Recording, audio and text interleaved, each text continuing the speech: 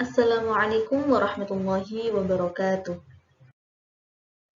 Kami dari kelompok 1 ingin menjelaskan materi mengenai penelitian di bidang pendidikan. Sebelumnya, izinkan saya untuk memperkenalkan anggota dari kelompok kami. Yang pertama, Elza Regita Cahyani dengan NIM akhir 003. Yang kedua, Nabila Salma dengan NIM akhir 019. Yang ketiga, Dwi Irmayanti dengan NIM akhir 050. Dan yang keempat, Dimas Ahmad Ardiansyah dengan NIM akhir 052. Adapun submateri yang akan kami bahas, yakni yang pertama, pengertian penelitian secara umum dan khusus, meliputi penelitian kualitatif, penelitian kuantitatif, dan penelitian pengembangan. Submateri yang kedua, yaitu tujuan penelitian. Submateri yang ketiga, macam dan perbedaan penelitian dari beberapa aspek. Submateri yang keempat, manfaat penelitian. Submateri yang kelima, aktivitas penelitian, meliputi syarat metode ilmiah dan tahapan metode ilmiah. Submateri yang keenam, yakni masalah dalam penelitian, meliputi pengertian masalah, jenis masalah dalam penelitian, syarat masalah penelitian, latar belakang masalah, identifikasi masalah, rumusan masalah, dan syarat pertanyaan penelitian beserta dengan contoh-contohnya.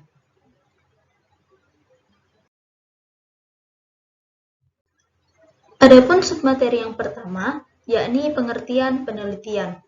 Penelitian disebut juga riset, yang merupakan terjemahan dari bahasa Inggris, research, yang merupakan gabungan dari kata re, yang artinya kembali, dan to search, yang artinya mencari.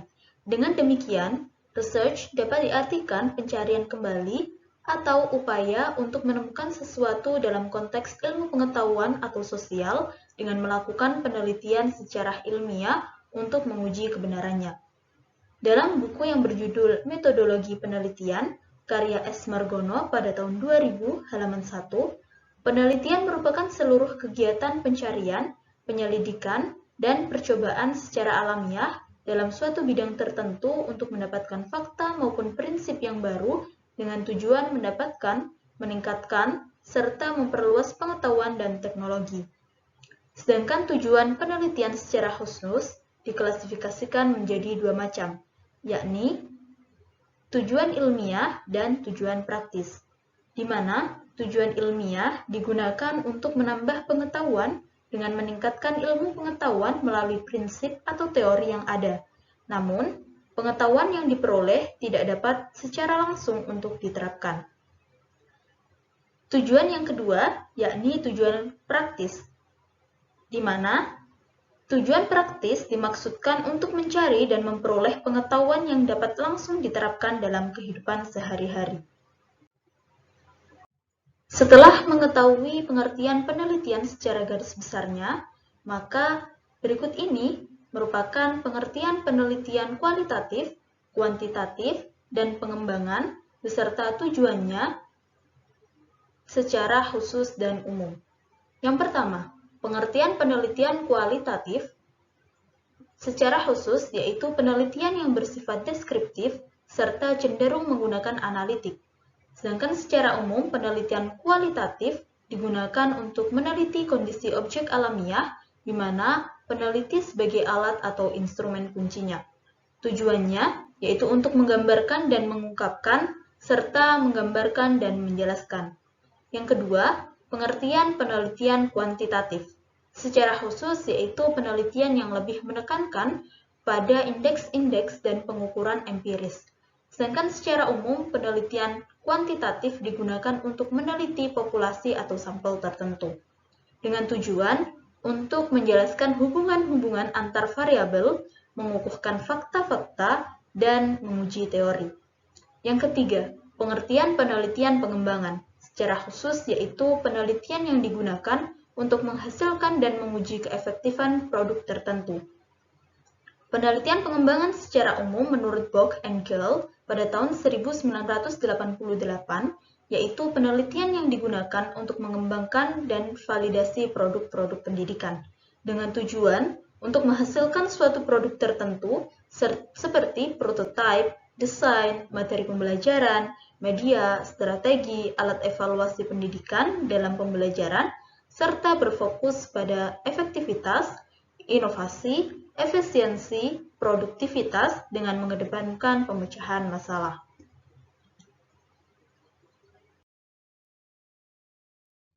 Yang ketiga, ada macam dan perbedaan penelitian dari beberapa aspek. Macam penelitian dan juga contohnya. Penelitian yang pertama yaitu penelitian kualitatif. John Creswell pada tahun 1996 memperkenalkan 5 jenis metode penelitian kualitatif. Kelima jenis itu ialah yang pertama etnografi. Contohnya, Solvik Ruth menulis disertasi dengan judul Educational Trajectories in Cultural Worlds, an Ethnographic Study of Multi-Technique Courses Across Different Levels of Schooling. Penelitian ini dilatar belakangi oleh peran pendidikan dalam masyarakat barat kontemporer dapat dicirikan oleh adanya ketegangan antara peningkatan standarisasi dan indikator kerja dan kekhawatiran tentang bagaimana kaum muda berhubungan dengan sistem pendidikan dan masa depan mereka. Berdasarkan contoh penelitian etnografi tadi, dapat disimpulkan bahwa fokus penelitian etnografi merupakan perilaku pada kelompok budaya masyarakat tertentu.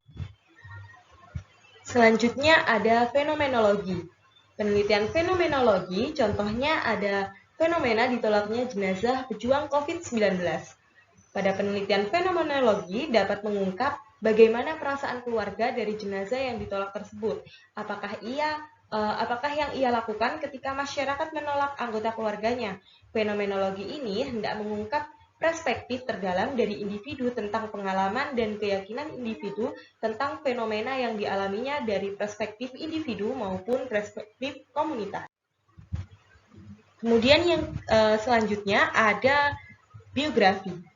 Sebagai contoh, kita ingin melakukan penelitian tentang pergerakan kaum perempuan dalam emansipasi wanita. Dalam hal ini, kita bisa melihat sejarah perjuangan dari salah satu tokoh perjuangan emansipasi wanita asal Jepara, yaitu Raden Ajeng Kartini. Dari sejarah perjuangannya, kita bisa melihat semangat perjuangan Raden Ajeng Kartini dan mempelajari bagaimana cara memperjuangkan hak dan kebebasan untuk para wanita. Selanjutnya ada grounded theory. Sebagai contoh, kita akan melakukan penelitian tentang segi-segi sosial budaya masyarakat Madura. Maka pada saat kita melakukan penelitian grounded theory, peneliti harus terjun ke Madura tanpa membawa teori yang telah ia miliki dari literatur. Kemudian yang terakhir adalah studi kasus. Nah, sebagai contoh, saat kita ingin mengungkap implementasi program penuntasan kemiskinan, kita bisa mengungkapkan dari berbagai aspek, misalnya dari sumber daya aparaturnya, kemudian dari sumber daya kelompok sasaran.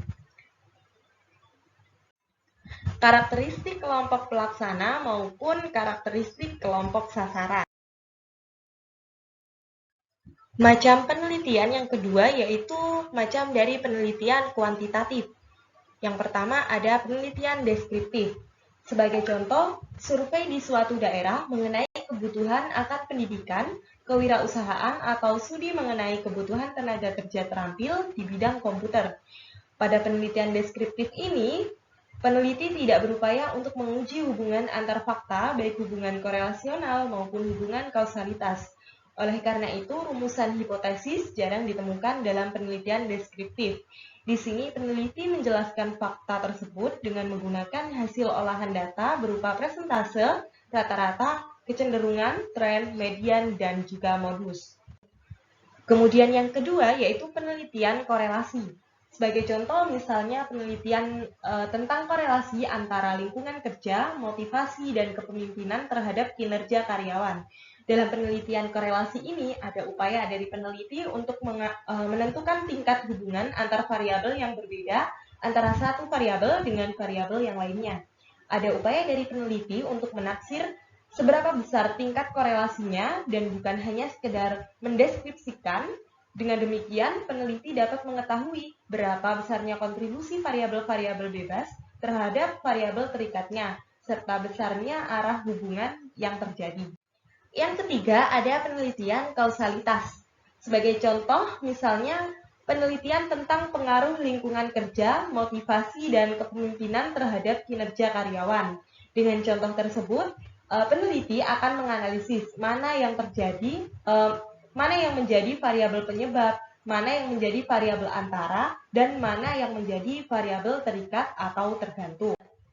Kemudian yang keempat, ada penelitian tindakan. Nah, sebagai contoh penelitian tindakan ini, misalnya dalam pelaksanaan kurikulum berbasis kompetensi, ada penelitian tindakan untuk memperbaiki proses belajar mengajar di dalam kelas yang disebut penelitian tindakan kelas atau disingkat PTK, yang harus dilakukan oleh setiap guru yang mengajar di dalam kelas. Kemudian yang terakhir atau yang kelima ada penelitian eksperimen. Sebagai contoh penelitian eksperimen ini, misalnya penelitian tentang peningkatan kinerja 150 orang karyawan di suatu perusahaan dengan membagi karyawan itu dalam 2 kelompok, masing-masing beranggotakan 75 orang. Nah, satu kelompok diberi perlakuan berupa pengikut sertaan mereka dalam workshop tentang budaya kerja, sedangkan kelompok lainnya tidak diikut sertakan. Selang beberapa waktu kemudian, katakanlah dalam 1 tahun, dilakukan pengukuran kinerja, ternyata kelompok yang mengikuti workshop budaya kerja, berprestasi kerja, mereka lebih baik daripada kelompok yang tidak ikut sertakan workshop budaya kerja tadi. Macam penelitian yang ketiga, yaitu macam dari penelitian pengembangan. Menurut Acker, pada tahun 1999, ada 2 macam, yaitu penelitian formatif dan studi rekonstruksi. Yang pertama, penelitian formatif. Proses penelitian yang berupaya untuk mengembangkan secara lebih rinci dan mendetail terhadap apa yang hendak diteliti. Kemudian yang kedua, studi rekonstruksi. Analisis penelitian yang menyelenggarakan proses pengembangan beberapa intervensi terfokus pada artikulasi dan spesifikasi prinsip-prinsip rancangan. Yang ketiga, yakni macam dan perbedaan penelitian dari beberapa aspek.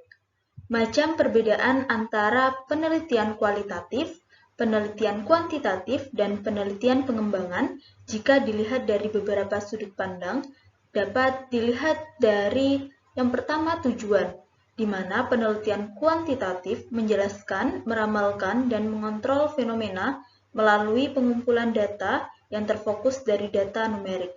Sedangkan penelitian kualitatif yakni memahami fenomena sosial melalui gambaran holistik dan memperbanyak pemahaman yang mendalam. Sedangkan untuk penelitian pengembangan mengedepankan pemecahan masalah yang terfokus pada kebaruan atau inovasi, efektivitas, efisiensi, dan produktivitas. Perbedaan yang kedua yaitu terletak pada model penjelasan, di mana penelitian kuantitatif, penemuan fakta sosial tidak berasal dari persepsi subjektif dan terpisah dari konteks. Sedangkan perbedaannya pada penelitian kualitatif yaitu upaya generalisasi tidak dikenal karena perilaku manusia selalu terikat, konteks dan harus diinterpretasikan kasus per kasus. Sedangkan untuk penelitian pengembangan yakni bertolak dari fakta, masalah, potensi, tantangan, kebutuhan yang nyata memang mesti direspon dengan sistematik, sengaja, bertujuan, dan segera. Perbedaan yang ketiga terletak pada generalisasi, di mana penelitian kuantitatif yaitu deduktif dan deduksi dari teori tentang apa yang akan diamati, sedangkan penelitian kualitatif yaitu berasumsi bahwa setiap individu, budaya, latar adalah unik dan penting untuk mengapresiasi keunikan generalisasi bergantung pada konteks. Sedangkan untuk penelitian pengembangan yaitu induktif, deduktif dari produk yang telah dibuat. Perbedaan keempat terletak pada nilai orientasi, di mana penelitian kuantitatif bertujuan untuk objektivitas, yaitu berusaha memelihara pandangan pribadi, kepercayaan, prasangka dari pengaruh pengumpulan data, dan analisis proses. Hal ini melibatkan interaksi atau wawancara, lalu berusaha membakukan proses, peranan sampel dalam studi adalah pasif. Sedangkan pengembangan kualitatif, yaitu mempercayai bahwa seluruh kegiatan penelitian terikat nilai, tidak menghindari isu nilai, nilai pribadi dinyatakan secara terbuka, dan mencoba memperagakan nilai yang terkait pada konteks. Sedangkan penelitian pengembangan yakni menciptakan suatu produk inovasi yang dapat memecahkan permasalahan yang ada di masyarakat. Macam dan perbedaan kelima yakni terletak pada metode, di mana penelitian kuantitatif yaitu bersifat terstruktur, formal, ditentukan terlebih dahulu, tidak luas, dijabarkan secara rinci terlebih dahulu sebelum penelitian dilakukan. Sedangkan untuk penelitian kualitatif yaitu historical, etnografis, dan studi kasus. Sedangkan untuk penelitian pengembangan yakni terletak pada deskriptif, evaluatif, dan eksperimental. Perbedaan yang keenam terletak pada subjek, di mana penelitian kuantitatif, pengamatan terstruktur yang non-partisipan, wawancara, seni terstruktur dan formal, administrasi, tes, dan kuesioner, eksperimen penelitian, survei, eksperimen kuasi. Sedangkan untuk penelitian kualitatif yaitu terletak pada jumlah subjek, penelitian kecil yaitu terletak pada teknik sampling bertujuan purposive sampling. Sedangkan untuk penelitian pengembangan pada subjek ini terletak pada jumlah subjek penelitian kecil yaitu terletak pada teknik sampling bertujuan purposive sampling, kuesioner, dan eksperimen. Macam dan perbedaan penelitian yang ketujuh yakni analisis data, di mana penelitian kuantitatif, deduktif secara statistik, menghasilkan data secara numerik yang biasanya dianalisis secara statistik. Sedangkan penelitian kualitatif yaitu induktif, model-model, teori, konsep, metode perbandingan tetap, biasanya data dianalisis secara deskriptif yang sebagian berasal dari wawancara dan catatan pengamatan. Sedangkan untuk penelitian pengembangan bersifat kualitatif, naratif, perhitungan, dan kuantitatif. Yang kedelapan yakni frasa kunci, di mana penelitian kuantitatif yaitu bersifat eksperimental data, numerik, empirik, dan statistikal. Sedangkan penelitian kualitatif yaitu bersifat deskriptif, naturalistis, dan berorientasi kata. Sedangkan penelitian pengembangan yakni deskriptif, evaluatif, eksperimental, dan statistikal. Yang kesembilan yakni instrumen penelitian, di mana penelitian kuantitatif, inventorim, kuesioner, skala, skor tes, dan indikator. Sedangkan penelitian kualitatif yaitu tape recorder, catatan lapangan, dan peneliti merupakan instrumen itu sendiri. Sedangkan untuk penelitian pengembangan yakni inventory, kuesioner, skala, skor tes, indikator, catatan hasil observasi lapangan. 10. Masalah. Penelitian kuantitatif yaitu mengontrol variabel dan validitas. Sedangkan penelitian kualitatif yaitu memakan waktu, prosedur tidak baku, reliabilitas, dan keabsahan data. Sedangkan penelitian pengembangan yakni tahap penyebarluasan.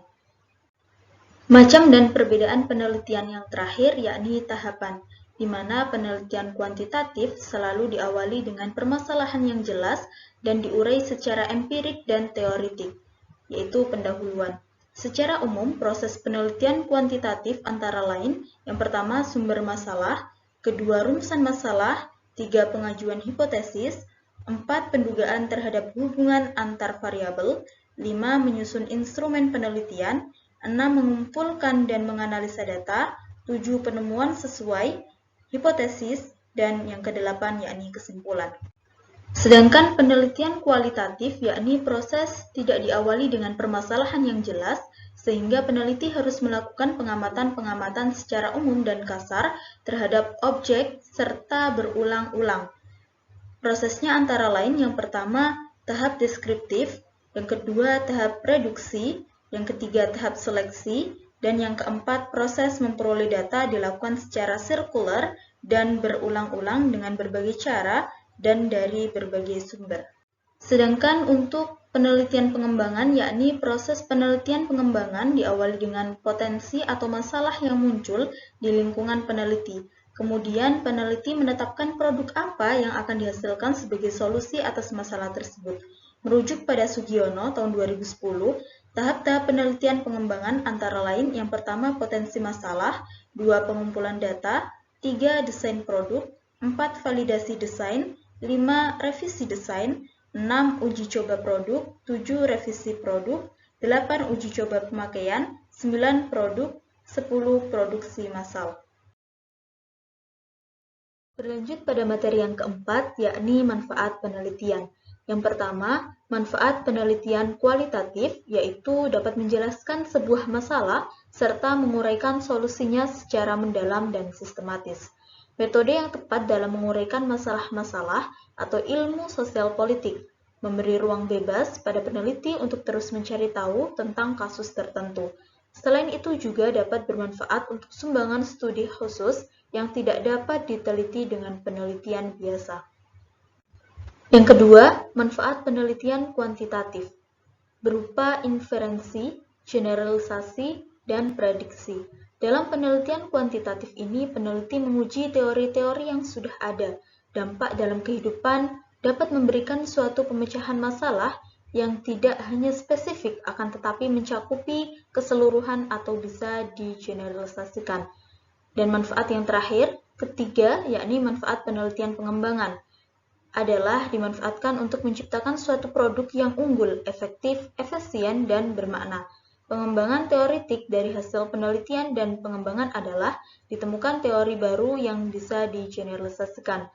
Dampak dari hasil penelitian pengembangan adalah semakin maju dalam ilmu pengetahuan dan teknologi yang berorientasi pada peningkatan produktivitas dan inovasi. Materi yang kelima yakni aktivitas penelitian metode ilmiah. Metode ilmiah merupakan hasil sintesis dari proses berpikir ilmiah berangkat dari suatu permasalahan yang perlu dicari jawaban atau pemecahan masalahnya melalui kajian data empiris dalam suatu langkah-langkah kegiatan ilmiah atau penelitian. Adapun syarat dari metode ilmiah yang pertama yaitu objektif. Artinya, pengetahuan itu sesuai dengan objeknya atau didukung metodik fakta empiris. Yang kedua, yaitu metodik. Artinya, pengetahuan ilmiah diperoleh dengan menggunakan cara-cara tertentu yang teratur dan terkontrol. Yang ketiga, sistematik. Artinya, pengetahuan ilmiah itu tersusun dalam suatu sistem, tidak berdiri dengan sendirinya, satu dengan lainnya saling berkaitan, sehingga keseluruhan merupakan satu kesatuan yang utuh. Dan yang keempat yaitu universal, artinya pengetahuan tidak hanya berlaku atau dapat diamati oleh seseorang atau beberapa orang saja, tetapi semua orang melalui eksperimentasi yang sama akan memperoleh hasil yang sama atau konsisten. Adapun tahapan dari metode ilmiah, yang pertama yaitu merumuskan masalah, yang kedua merumuskan hipotesis, yang ketiga mengumpulkan data, yang keempat menguji hipotesis, dan yang kelima merumuskan kesimpulan. Materi yang keenam yakni masalah penelitian. Yang pertama pengertian masalah. Masalah menurut Setiosari pada tahun 2010 diartikan sebagai adanya kesenjangan antara harapan dan kenyataan, atau antara sesuatu yang ideal dan kenyataan yang tidak atau kurang ideal. Masalah penelitian adalah sesuatu kesenjangan yang terjadi, relevan, dan terdokumentasi yang pemecahan atau alternatif pemecahannya memerlukan penelitian. Yang kedua yakni jenis masalah dalam penelitian. Bentuk atau jenis rumusan masalah penelitian dikembangkan berdasarkan penelitian menurut tingkat eksplanasi. Bentuk masalah dapat dikelompokkan ke dalam masalah deskriptif, komparatif, dan asosiatif. Masalah yang pertama yakni deskriptif, yaitu berkenaan dengan pertanyaan terhadap keberadaan variabel mandiri, baik hanya pada satu variabel atau lebih. Contohnya, yang pertama, seberapa baik kinerja Departemen Pendidikan Nasional? Yang kedua, bagaimanakah sikap masyarakat terhadap perguruan tinggi negeri berbadan hukum? Dari contoh di atas terlihat bahwa setiap pertanyaan penelitian berkenaan dengan satu variabel atau lebih secara mandiri. Peneliti hanya bermaksud mengetahui kinerja Departemen Pendidikan Nasional ataupun sikap masyarakat terhadap perguruan tinggi berbadan hukum tanpa melakukan perbandingan dengan sampel yang lain. Yang kedua yakni jenis masalah komparatif, yang berarti membandingkan keberadaan satu atau lebih variabel pada dua atau lebih sampel yang berbeda atau pada tingkat waktu yang berbeda. Contohnya yang pertama, adakah perbedaan prestasi belajar antara murid dari negeri dan swasta? Contoh tersebut merupakan satu variabel, yakni prestasi belajar pada dua sampel, yaitu sekolah negeri dan swasta. Contoh yang kedua, adakah perbedaan motivasi belajar dan hasil belajar antara murid dan yang berasal dari keluarga guru, pegawai swasta, dan pedagang? Contoh tersebut merupakan dua variabel dan tiga sampel. Contoh yang ketiga, adakah perbedaan kompetensi profesional guru dan kepala sekolah antara SD, SMP, dan SLTA? Contoh tersebut merupakan satu variabel untuk dua kelompok pada tiga sampel. Jenis masalah dalam penelitian yang ketiga yaitu asosiatif. Asosiatif merupakan penelitian yang bersifat menanyakan hubungan antara dua variabel atau lebih. Rumusan masalah asosiatif terbagi dalam tiga bentuk hubungan. Yang pertama, hubungan simetris. Merupakan suatu hubungan antara dua variabel atau lebih yang kebetulan muncul secara bersamaan. Contohnya, adakah hubungan antara jumlah S yang terjual dengan jumlah kejahatan terhadap murid sekolah? Bentuk hubungan yang kedua yaitu hubungan kausal. Merupakan hubungan yang bersifat sebab akibat. Contohnya, adakah pengaruh pendidikan orang tua terhadap prestasi belajar anak? Pendidikan orang tua merupakan variabel independen, dan prestasi belajar merupakan variabel dependen. Bentuk hubungan yang ketiga yakni hubungan interaktif. Hubungan interaktif adalah hubungan yang saling mempengaruhi.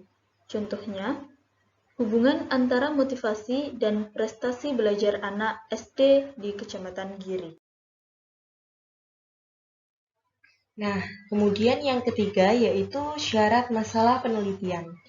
Tidak semua masalah dapat diangkat menjadi masalah penelitian, seperti Halley dan Cummings dalam Sastra Asmoro dan Ismail pada tahun 2014 mengungkapkan bahwa agar suatu masalah layak untuk diangkat menjadi masalah penelitian, maka diperlukan syarat-syarat yang disingkat sebagai VINER, yaitu kepanjangan dari visible, interesting, novel, ethical, dan relevant. Yang pertama ada visible atau kemampu laksanaan.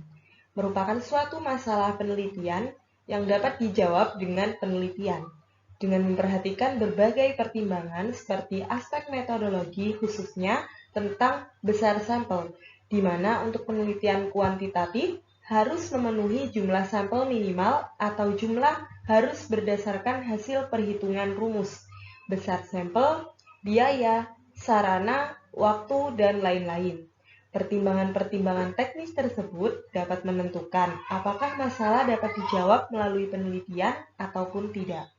Kemudian yang kedua yaitu interesting atau menarik. Peneliti harus memiliki minat dan ketertarikan terhadap masalah penelitiannya. Seseorang yang tertarik terhadap sesuatu maka akan lebih semangat untuk berupaya dapat menyelesaikannya dengan sebaik-baiknya dan seideal mungkin sesuai dengan tujuan dan juga target. Kemudian yang ketiga yaitu novel atau memberi nilai baru. Penelitian yang dilakukan dapat memberikan sesuatu hal yang baru. Dengan kata lain, hasil penelitian yang dilakukan apakah dapat menguatkan, melengkapi, membantah, atau bahkan berbeda dengan hasil penelitian yang sudah dilakukan sebelumnya. Yang keempat yaitu ethnical atau etnis. Penelitian yang dilakukan tidak boleh bertentangan dengan etika.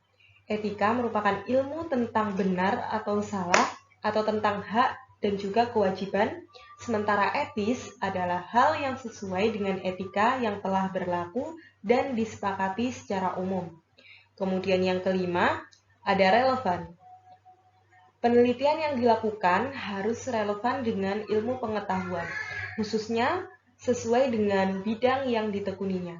Penelitian juga harus relevan dengan keadaan saat ini yang disesuaikan dengan perkembangan ilmu pengetahuan dan juga teknologi, dan ditujukan untuk meningkatkan atau mengembangkan keilmuan dan penelitian secara berkelanjutan.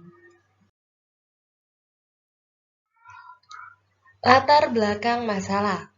Latar belakang masalah penelitian adalah penjelasan lengkap tentang apa, what, topik, subjek area, penelitian dan masalah penelitian yang kita pilih, serta mengapa, why, melakukan penelitian pada topik dan lokasi tersebut.